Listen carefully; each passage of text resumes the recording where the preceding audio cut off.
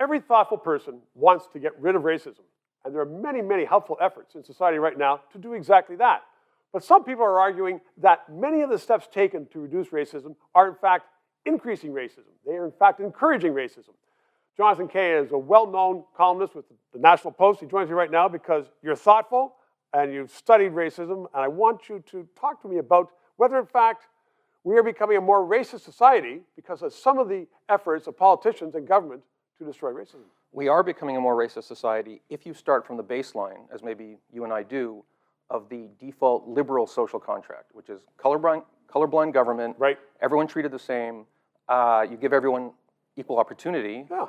And if there are disparate effects, different groups, I mean, that's something you might try to remediate through policy. Ameliorate, yes. But ultimately, you're looking for giving everyone the same chance and having a colorblind policy. Equality before the law. That's the liberal presumption. Now we are dealing with what might be called the post-liberal idea. And the post-liberal idea is if due process, freedom of speech, if all that stuff ends up generating effects that have a racially disparate impact, then those become suspect, and you enter this post-liberal era, which someone like me or maybe you might see as maybe regressive, because we're getting rid of all the institutions, or at least questioning them, in a way that might be seen as racist. And in some cases, you're actually bringing back segregation. Yeah, so it's something that comes up in law all the time, the law of unintended consequences. You create a law that makes things better, and in fact, it makes things worse. And there's some people saying that we are becoming more racist because of some of the laws or some of the policies. And certainly, those policies are not intended to create more racism. In terms of defining the term racist, I think maybe you and I might regard it as racist, but let's take a concrete example. A lot of Canadian universities are now hiring professors by race. And you see it in the hiring ads. They say, we are looking for 6 or a dozen or however many black professors. And an educated white male may be really upset with that. I'm not sure I feel comfortable saying that's racist in the same way that Jim Crow is racist.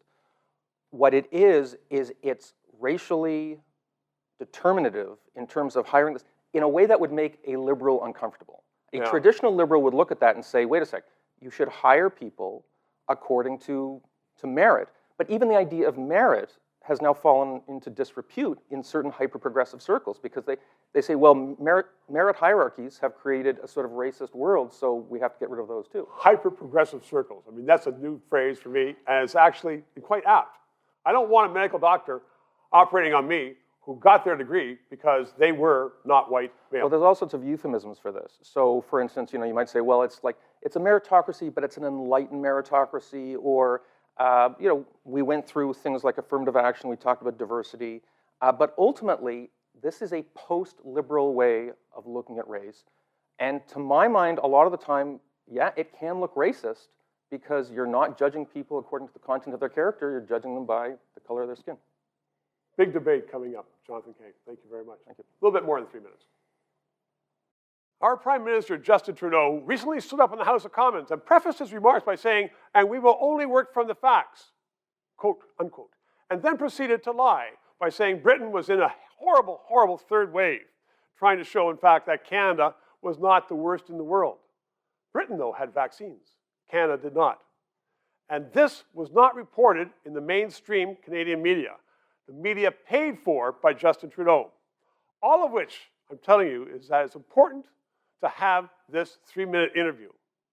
Please subscribe, ask your friends to subscribe, and press that PayPal thing so we can continue on to bring you the news you otherwise might not know.